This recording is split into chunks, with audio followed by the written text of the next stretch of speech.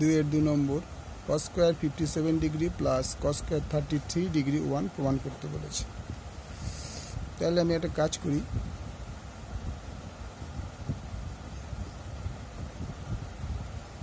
और cos square 57 degree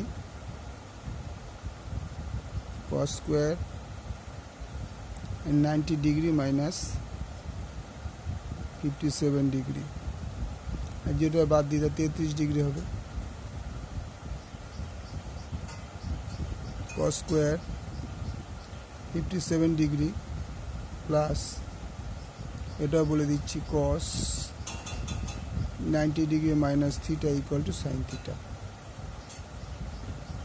তাহলে এটা যদি 90 sin थीटा হয় তাহলে cos 90 डिग्री माइनस মানে হচ্ছে sin স্কয়ার 57 डिग्री।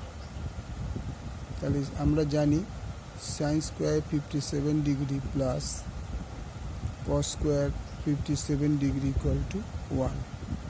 এটা সূত্রে আছে sin square theta plus cos square theta equal to 1। এটা বোঝানোর জন্য তোমাদের আমি দিয়েছি এই সূত্রটা, এটা দুটো জাস্ট সূত্র, তাহলে এটা প্রমাণিত। ওকে, থ্যাংক ইউ।